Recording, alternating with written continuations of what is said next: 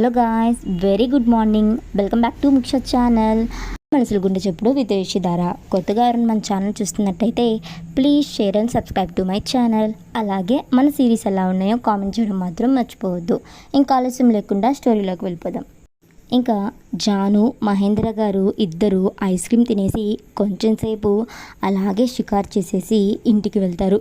అప్పటికే రిషి, గౌతమ్, జగతి మేడం ఇంటికి వచ్చేసి ఉంటారు. ఇంకందరూ కబుర్లు చెప్పుకుంటూ డిన్నర్ చేసేసి బాగా టైర్డ్ అయిపోవడం వల్ల త్వరగా పడుకుంటారు. రిషికి నిద్ర రాకపోయేసరికి బస్సుతో మాట్లాడదామా అని చెప్పి టైం చూస్తాడు. అప్పటికే 10:30 అవుతూ ఉంటుంది. సర్లే పడుకుందేమోలే అనుకొని ల్యాప్టాప్ ఫైల్స్ ముందు వేసుకొని వర్క్ చేస్తూ ఉంటాడు. ఇంకా అప్పటికే నైట్ 1 అవుతూ ఉంటుంది. 75% ప్రాజెక్ట్ని కంప్లీట్ చేసేస్తాడు రిషి. ఇంకా కొంచెంసేపటికి అలాగే నిద్రపోతాడు. ఇంకా నెక్స్ట్ డే మార్నింగ్ 5కి ఏంజల్, వసు ఇద్దరు గౌతమ్కి వీడియో కాల్ చేస్తారు. ఇంకా గౌతమ్ రిషి దగ్గరికి వెళ్ళి రే బావా అంటూ లేపుతాడు. ఇంకా రిషి, గౌతమ్, వసు, ఏంజల్ ముగ్గురు మహేంద్ర గారి దగ్గరికి వెళ్ళి హ్యాపీ ఫాదర్స్ డే అని చెప్తారు.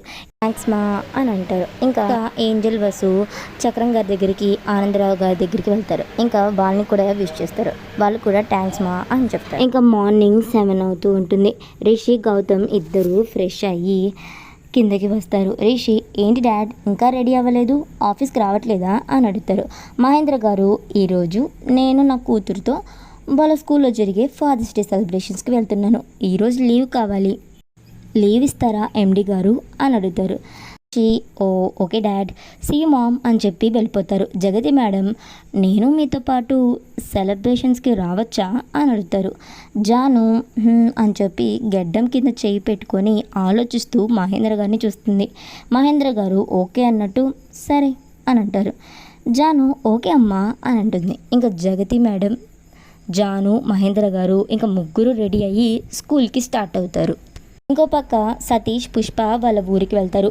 పుష్ప వాళ్ళ నాన్నగారు పుష్ప వాళ్ళని చూసి కళ్ళల్లో నీళ్ళు తెచ్చుకుంటూ క్షమించండి బాబు, నేను ఎంత తప్పు చేశానో మీరు వెళ్ళాకే తెలిసింది అని చెప్తూ ఉంటే పుష్ప, అయ్యో నాన్న, మీరు చేసిన దాంట్లో తప్పేం లేదు, అయినా నా ప్రేమని ఒప్పుకుంటారని నమ్మకంతోనే పెళ్లి చేసుకొని వచ్చానే తప్ప మిమ్మల్ని బాధ పెట్టాలని కాదు నాన్న అని అంటుంది. సతీష్, మమ్మల్ని క్షమించండి అంకుల్ అంటూ ఇద్దరు కాళ్ళ మీద పడతారు. పుష్ప వాళ్ళ అమ్మ, నాన్నగారు ఇద్దరు వాళ్ళిద్దరిని పైకి లేపుతారు. ఇంకా ఇంట్లోకి తీసుకొని వెళ్తారు. ఇంకో పక్క రిషి, గౌతమ్ ఆఫీస్కి వెళ్తారు. ఇంకా రిషి వర్క్ చేసుకుంటూ ఉంటాడు. ఇంకెంతలో గౌతమ్ కొన్ని ఫైల్స్ తీసుకొని వస్తాడు. రిషి, ఏంట్రా అవి అని అంటూ ఉంటే గౌతమ్, ఇదొక్కసారి చూడవా రిషి, ఈవినింగ్ కల్లా సబ్మిట్ చేయాలి అని అంటాడు. రిషి, ఓకేరా అక్కడ పెట్టు అని చెప్తాడు. గౌతమ్, సరే నేను వెళ్తున్నానని చెప్పి ట్రైనర్స్ దగ్గరికి వెళ్ళిపోతాడు. ఇంకా రిషి మిగిలిన 25% ప్రాజెక్ట్ని కూడా ఆఫ్టర్నూన్ లోపు కంప్లీట్ చేసేస్తాడు. ఒక పక్క బస్సు ముఖేష్తో, ఏంట్రా మీ మామయ్యకి నేను గుర్తుకు రావట్లేదా, కాల్ కూడా చేయలేదు అని అంటూ ఉంటుంది. ముఖేష్ చేతులు కాళ్ళు ఊపుతూ వర్క్లో ఉన్నాడట్టుందత్త అన్నట్టు ఊపుతూ ఉంటాడు నవ్వుతూ. బస్సు, ఏంట్రా మీ మామయ్యకి సపోర్ట్ చేస్తున్నావా అని అంటూ ఉంటే ముఖేష్ నవ్వుతూ ఉంటాడు.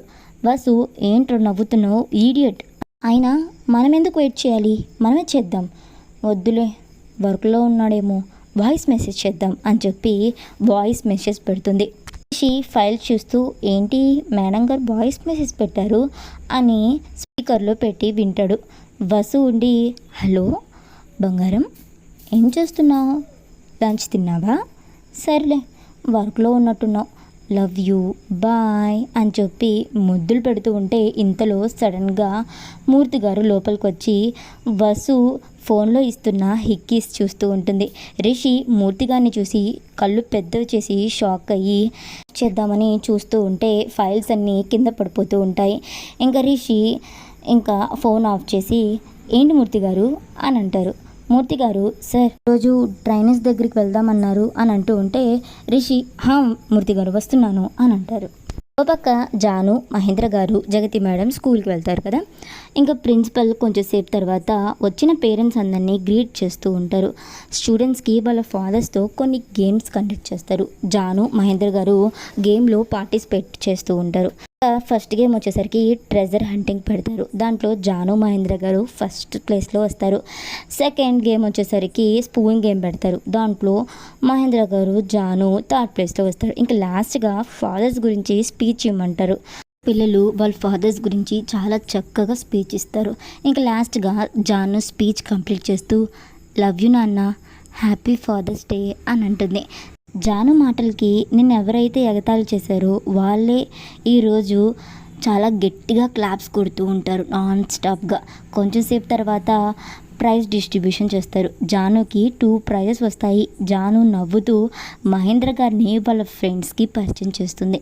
సెలబ్రేషన్స్ అయిపోయిన తర్వాత ముగ్గురు చేయడానికి బయటికి వెళ్తారు. ఇంకో పక్క పెద్దయ్య మనిషి ఫారూక్ వైజాగ్కి వచ్చి ఈ ఫోటోని పట్టుకొని అందరికీ చూపిస్తూ వెతుకుతూ ఉంటాడు. ఇంకా అటుగా వచ్చిన రవికి రిషి ఫోటో చూపిస్తాడు. రవి మనసులో సార్ని ఎందుకు వెతుకుతున్నారు తెలుసుకోవాలి అని అనుకుంటూ కావాలని వీడిని అంటూ కోపంగా అంటూ ఉంటాడు. ఫారూక్ ఆ మాటకి వీడిని తెలుసా అని అడుగుతాడు. రవి తెలుసు, వీడిని నా చేతులతో చంపేయాలి అని అంటూ ఉంటాడు. ఫారూక్ మమ్మల్ని వాడి దగ్గరికి తీసుకొని వెళ్తావా, వాడిని నేనే చంపుతాను అని అంటాడు. రవి నేను మిమ్మల్ని ఆయన దగ్గరికి తీసుకొని వెళ్తానా అంటే ఫారూక్ ఏంటి అని అంటాడు. రవి ఏం లేదు సార్ పదండి అని ఒక చోటుకి తీసుకొని వెళ్తాడు. ఇంకా ఒక షెడ్లో వాళ్ళందరినీ కట్టిపడేసి షట్టర్ వేసేసి బయటికి వచ్చి వీళ్ళెవరో కనుక్కోవాలి, ఎందుకు సాన్ని వెతుకుతున్నారు అని అనుకుంటూ ఉంటాడు. రిషి మూర్తి గారు ఇద్దరు ట్రైనర్స్ దగ్గరికి వెళ్ళి అక్కడ కొంచెం వర్క్ ఉంటే అదంతా కంప్లీట్ చేసేసుకొని ఇంకా రిషి గౌతమ్ ఇంటికి రిటర్న్ అవుతారు. ఇంకా అప్పటికే టెర్రస్ మీద చాప వేసుకొని ఆడుకుంటూ ఉంటారు. ఇంకా రిషి గౌతమ్ ఇద్దరు ఫ్రెష్ అయ్యి పైకి వెళ్తారు.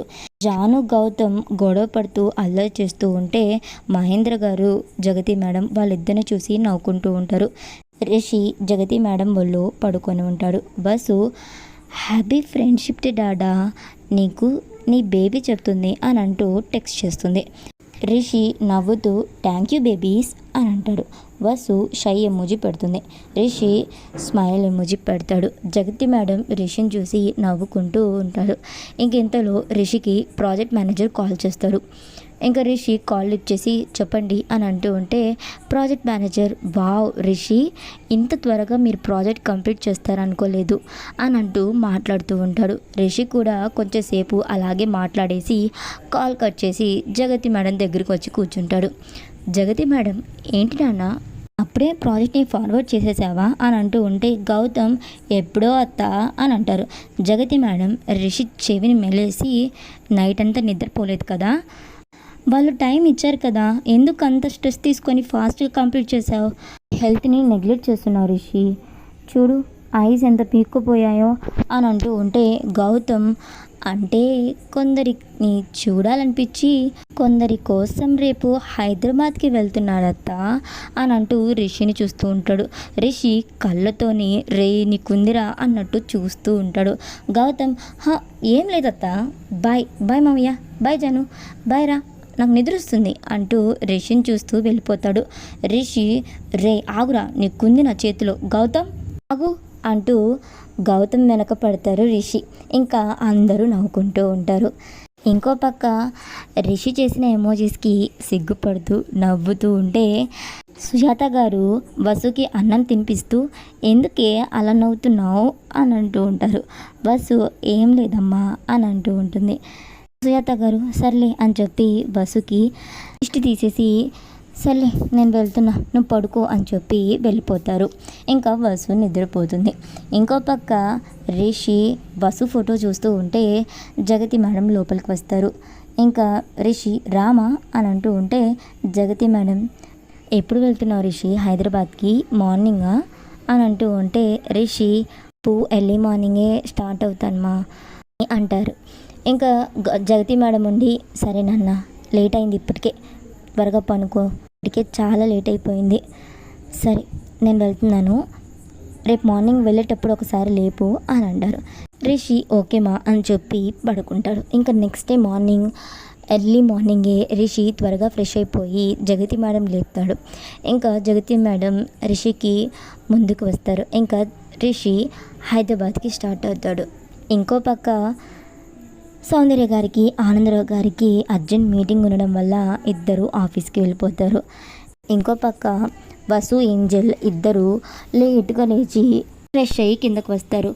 ఏంజల్ ముఖేష్కి టిఫిన్ పెట్టేసి ఇంకా ముగ్గురు కూర్చొని టిఫిన్ చేస్తూ ఉంటారు. వసుకి లైట్గా బ్యాక్ పెయిన్ నుంచి కడుపు నొప్పి పుడుతూ ఉంటుంది. ఇక్కడితో స్టోరీ అయిపోయింది గాయస్. సో వసుకి డెలివరీ పెయిన్స్ అయితే వచ్చేసాయి. సో మన బేబీ అయితే వచ్చేస్తుంది బయటికి. ఇంకోటి, రవి ఆ రౌడీస్ని షట్టర్ కింద దాచేయడం ఈ టైంలో కరెక్ట్ అని నాకు అనిపిస్తుంది. మీకేమనిపిస్తుందో కామెంట్ చేయండి. అలాగే please do subscribe to Muksha channel. అలాగే మన సిరీస్ ఎలా ఉన్నాయో కామెంట్ చేయడం మాత్రం మర్చిపోవద్దు.